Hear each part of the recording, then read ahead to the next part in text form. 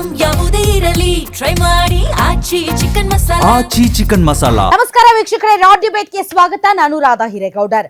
Priyank Kharge versus RSS. ತಾನು ಅಧಿಕಾರ ವಹಿಸಿಕೊಂಡ 48 ಗಂಟೆಗಳಲ್ಲಿ ಇನ್ನಿಲ್ಲದಂತೆ ಕಾಡುತ್ತಿದ್ದಾರೆ RSS ಅನ್ನ ಪ್ರಿಯಾಂಕ್ ಖರ್ಗೆ. ಹಾಗೆ ನೋಡಿದ್ರೆ ಸ್ವಾತಂತ್ರ್ಯ ನಂತರ ಬ್ರಿಟಿಷರ ಕಾಲದಿಂದ ಇರುವಂತಹ ಸಂಘ ಪರಿವಾರ ಅಂತ ಇವತ್ತು ಮೋಹನ್ ಭಾಗವತ್ ಅವರು ಹೇಳ್ತಾ ಇದ್ದಾರೆ. ಆದರೆ ಇಲ್ಲಿಯವರೆಗೆ 100 ವರ್ಷಗಳಲ್ಲಿ ನಮ್ಮನ್ನ ಯಾರು ಪ್ರಶ್ನೆ ಮಾಡಿರಲಿಲ್ಲ, ಆದ್ರೆ ಇವತ್ತು ಪ್ರಶ್ನೆ ಮಾಡ್ತಾ ಇದ್ದಾರೆ ಅಂತ ಸ್ವತಃ ಮೋಹನ್ ಭಾಗವತ್ ಅವರೇ ಹೇಳ್ತಾ ಇದ್ದಾರೆ. ಹಾಗೆ ನೋಡಿದರೆ ಸರ್ದಾರ್ ವಲ್ಲಭ್ ಭಾಯ್ ಪಟೇಲ್ ಬಿಟ್ಟರೆ ಸಂಘ ಪರಿವಾರ ಅಥವಾ RSS ನ ಹಿಸಾಬ್ ಕಿತಾಬ್ ಅಂದ್ರೆ ಲೆಕ್ಕಾಚಾರ ಅಥವಾ RSS ನ ಬುಡಕ್ಕೆ ಕೈ ಹಾಕಿರೋದಂದ್ರೆ ಕರ್ನಾಟಕದ ಗೃಹ ಮಂತ್ರಿಗಳಾದಂತಹ ಪ್ರಿಯಾಂಕ್ ಖರ್ಗೆ ಅವರು. ಪ್ರಿಯಾಂಕ್ ಖರ್ಗೆ ಇವತ್ತು ಸಂಘ ಪರಿವಾರದ ನೋಂದಣಿ, ಸಂಘ ಪರಿವಾರದ ದಾಖಲೆ ಪತ್ರಗಳ ಬಗ್ಗೆ ಮಾತಾಡ್ತಾ ಇದ್ದಾರೆ. ಅದಕ್ಕೆ ಮೋಹನ್ ಭಾಗವತ್ ಅವರು ಕೂಡ ರಿಯಾಕ್ಟ್ ಮಾಡ್ತಾ ಇದ್ದಾರೆ. ಅಷ್ಟೇ ಅಲ್ಲ, ಬಹಿರಂಗ ಪತ್ರದ ಮೂಲಕ ಇದನ್ನ ಸಾರ್ವಜನಿಕಗೊಳಿಸಿದ್ದಾರೆ. ಸಾರ್ವಜನಿಕ ಚರ್ಚೆ ಕೂಡ ಆಗ್ತಾ ಇದೆ. ಸಂವಿಧಾನ ಮತ್ತು ಕಾನೂನಿಗಿಂತ ಮೇಲಾಗಿ ಯಾವ NGOನೂ ಇಲ್ಲ, ಯಾವ ಸಂಘನೂ ಇಲ್ಲ, ಯಾವ ಸಂಘಟನೆನೂ ಇಲ್ಲ. ಎಲ್ಲರೂ ಕಾನೂನಿನ ವ್ಯಾಪ್ತಿಯೊಳಕ್ಕೆ ಬರಬೇಕಾಗುತ್ತೆ. ಹಾಗಾದ್ರೆ ನೀವು ನಡೆಸ್ತಾ ಇರುವಂತಹ ಸಂಘ ಪರಿವಾರದ ಚಟುವಟಿಕೆಗಳು, ಸಂಘ ಪರಿವಾರದ ಶಾಖೆಗಳು, ಸಂಘ ಪರಿವಾರದ ಕಾರ್ಯಾಲಯಗಳು ಕೋಟಿ ಕೋಟಿ ಹಣ ಮತ್ತು ದೇಣಿಗೆ, ಗುರುದಕ್ಷಿಣೆ ಎಲ್ಲಿಗೆ ಹೋಗ್ತಿದೆ ಅಂತ ಕೇಳ್ತಾ ಇದ್ದಾರೆ ಪ್ರಿಯಾಂಕ್ ಖರ್ಗೆ. ಆದ್ರೆ ಪ್ರಿಯಾಂಕ್ ಖರ್ಗೆ ಅವರು ಕೇಳ್ತಾ ಇರೋದು ಇನ್ ಜನರಲ್ ಸ್ಟೇಟ್ಮೆಂಟಾ ಅಥವಾ ಇದನ್ನ ಮುಂದೆ ತಾರ್ಕಿಕ ಅಂತ್ಯಕ್ಕೆ ತಗೊಂಡು ಹೋಗ್ತಾರಾ, ಈಗ ಏನಾದ್ರೂ ತನಿಖೆ ಏನಾದ್ರೂ ಮಾಡ್ತಾರಾ, ಐ ಡೋಂಟ್ ನೋ. ಇದು ತುಂಬಾ ಪ್ರಾಥಮಿಕ ಹಂತದಲ್ಲಿದೆ. ಇಡೀ ರಾಷ್ಟ್ರಾದ್ಯಂತ ಚರ್ಚೆ ಆಗ್ತಾ ಇದೆ. ಇವತ್ತು ಇದೇ ವಿಚಾರಕ್ಕೆ ಸಂಬಂಧಪಟ್ಟಂತೆ ಇವತ್ತಿನ ರಾ ಡಿಬೇಟ್ ನಲ್ಲಿ ನಾವು ಚರ್ಚೆ ನಡೆಸ್ತೀವಿ. ಇದೇ ಈ ಕ್ಷಣದ ಸ್ಪೆಷಲ್ ಖರ್ಗೆ ಸಂಘರ್ಷ.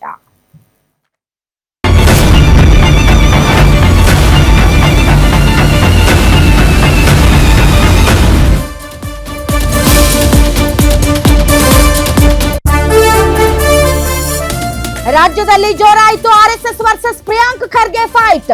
ಪತ್ರದ ಮೂಲಕವೇ ಯುದ್ಧ ಘೋಷಿಸಿದ ಹೋಮ್ ಮಿನಿಸ್ಟರ್. ನೋಂದಣಿಯಲ್ಲಿ ಸಂಘದ ಲೆಕ್ಕ ಕೊಡಿ ಅಂತ ಡಿಮ್ಯಾಂಡ್. RSS ಸಂಘಟನೆಯ ಆಂತರಿಕ ಪ್ರಭುತ್ವ ಎಲ್ಲಿದೆ? ಸಂವಿಧಾನಕ್ಕೆ RSS ಸಂಘಟನೆ ಬದ್ಧವಾಗಿದೆಯೇ? ದೇಣಿಗೆ, ಕೊಡುಗೆ ಮತ್ತು ಆದಾಯ ಮೂಲಗಳು ಏನು? ಪ್ರಿಯಾಂಕ್ ಖರ್ಗೆ ಎಸೆದ ಲೆಟರ್ ಬಾಂಬ್ಗೆ ಕೆರಳಿದ ಕೇಸರಿ. ಹಿಂದೂ ಧರ್ಮಕ್ಕೆ ರಿಜಿಸ್ಟರ್ ಬೇಕಾ ಅಂತ ಮೋಹನ್ ಭಾಗವತ್. ಸಂಘದ ನೋಂದಣಿಗೆ ಖರ್ಗೆ ಪಟ್ಟು ಲೆಕ್ಕ ಕೇಳಿದ್ದಕ್ಕೆ ಬಿಜೆಪಿ ಸಿಟ್ಟು. ಹಿಂದೂ ಧರ್ಮವು RSS ನೋಂದಣಿಗೂ ಏನ್ ಸಂಬಂಧ? RSS ಅನ್ನ ಹಿಂದೂ ಧರ್ಮಕ್ಕೆ ಹೋಲಿಸೋದು ಸರಿನಾ? ನಾವು ಧರ್ಮದ ಹೆಸರಲ್ಲಿ ಲೆಕ್ಕ ಕೇಳಿದ್ವಾ ಅಂತ ಕಾಂಗ್ರೆಸ್ ಕೌಂಟರ್. ರಾಮನ ಹೆಸರಲ್ಲಿ ರಾಜಕೀಯ ಮಾಡಿದ್ರೆ ನಾವು ಲೆಕ್ಕ ಕೇಳಬಾರ್ದಾ? ನಾವು ಯಾವ ಧರ್ಮದ ಬಗ್ಗೆಯೂ ಕೇಳ್ತಿಲ್ಲ, ಸಂಘದ ಲೆಕ್ಕ ಕೇಳ್ತಾ ಇದ್ದೇವೆ. ಉಡಾಫೆ ಉತ್ತರ ಕೊಡಬೇಡಿ, ಮೊದಲು ಉತ್ತರ ಕೊಡಿ ಅಂತ ಖರ್ಗೆ ಕೌಂಟರ್ ಕೊಡ್ತಿದ್ದಾರೆ.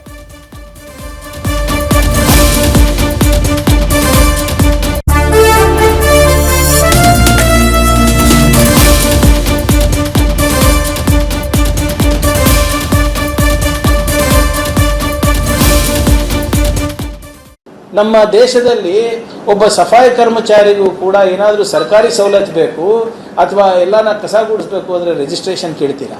ಆದರೆ ಇವರಿಗೇನಕ್ಕೆ ರಿಜಿಸ್ಟ್ರೇಷನ್ ಇಲ್ಲ?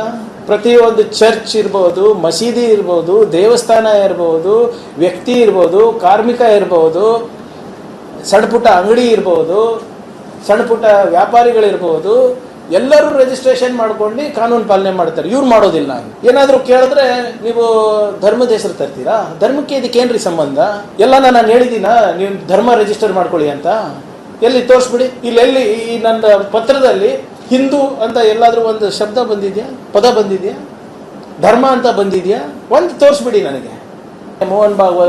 ಮೊನ್ನೆ ಮೋಹನ್ ಭಾಗವತ್ ಅವ್ರ ಸ್ಟೇಟ್ಮೆಂಟ್, ಅವ್ರೇನು ಹೇಳ್ತಾರೆ, ನಮಗೆ ಏನು ಅವಶ್ಯಕತೆ ಇಲ್ಲ ರಿಜಿಸ್ಟ್ರೇಷನ್. ಧರ್ಮಕ್ಕೆ ಯಾರು ರಿಜಿಸ್ಟ್ರೇಷನ್ ಕೇಳ್ತಾ ಇಲ್ಲ. ಯಾವುದೇ ಧರ್ಮ ಇರ್ಬೋದು, ಬೌದ್ಧ ಧರ್ಮ ಇರ್ಬೋದು, ಜೈನ್ ಧರ್ಮ ಇರ್ಬೋದು, ಬೇರೆ ಯಾವುದೇ ಧರ್ಮ ಇರ್ಬೋದು, ಯಾರು ರಿಜಿಸ್ಟ್ರೇಷನ್ ಧರ್ಮಕ್ಕೆ ಕೇಳ್ತಾ ಇಲ್ಲ. ನಿಮ್ಮ ಸಂಘಟನೆ ಕೇಳ್ತಾ ಇದ್ದೀವಿ. ಉಡಾಫೆ ಉತ್ತರ ಕೊಡೋದಲ್ಲ.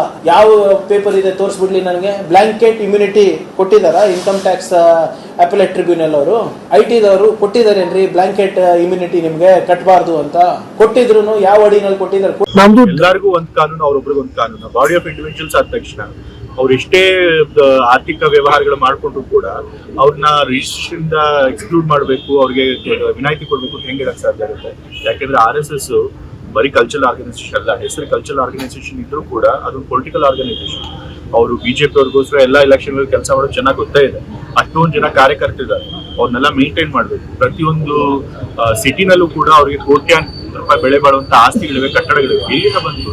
ಸೊ ಇದನ್ನೆಲ್ಲ ನಾವು ತಿಳ್ಕೊಳ್ಬೇಕು ಅಂತಂದ್ರೆ ಫಸ್ಟ್ ರಿಜಿಸ್ಟ್ರೇಷನ್ ಆಗಬೇಕು. ಸೊ ಹೋಮ್ ಮಿನಿಸ್ಟರ್ ಅವ್ರು ಏನ್ ಕೇಳಿದ್ದಾರೆ, ಅವ್ರು ರಿಜಿಸ್ಟ್ರೇಷನ್ ಆಗಬೇಕು ಅನ್ನೋದು ಅದೊಂದು ಕಾನೂನು ಪ್ರಕಾರವಾಗಿದೆ ಅಂತ ನನ್ನ. ಈ ರಾಷ್ಟ್ರ 1947ನೇ ಇಸ್ವಿಯ ನಂತರ ಮತ್ತು 1950ನೇ ಇಸ್ವಿ 26 ನವೆಂಬರ್ ನಂತರ ಈ ರಾಷ್ಟ್ರದಲ್ಲಿ ಎಲ್ಲ ಚಟುವಟಿಕೆಗಳು ಸಹ ಸಂವಿಧಾನದ ಚೌಕಟ್ಟಿನಲ್ಲಿ ನಡಿಬೇಕಾಗಿರ್ತಕ್ಕಂಥದ್ದು.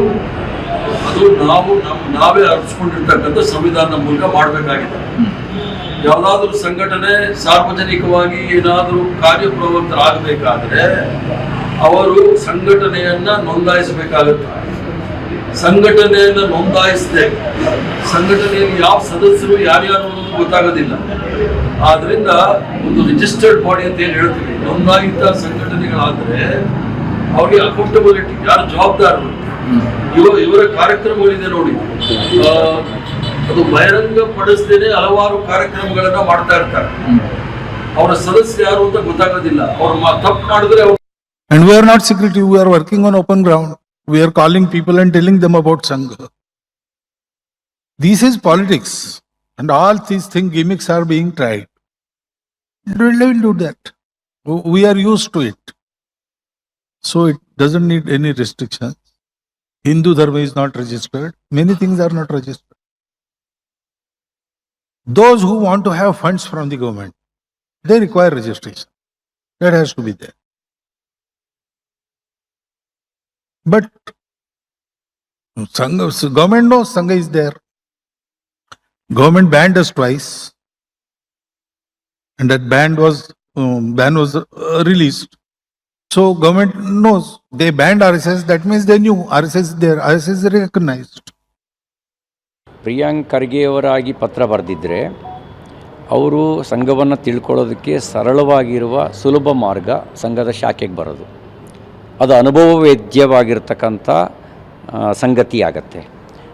ಹೊರಗಡೆಯಿಂದ ಕೇಳಿ ತಿಳ್ಕೊಳ್ಳೋದಕ್ಕಿಂತ ಮುಕ್ತವಾಗಿ ತಾನೇ ಶಾಖೆಗೆ ಬಂದು ಶಾಖೆಯಲ್ಲಿ ಅರ್ಥ ಮಾಡ್ಕೊಳ್ತಾ ಹೋದಾಗ ಬಹುಶಃ ಅವರ ಮನಸ್ಸಿನ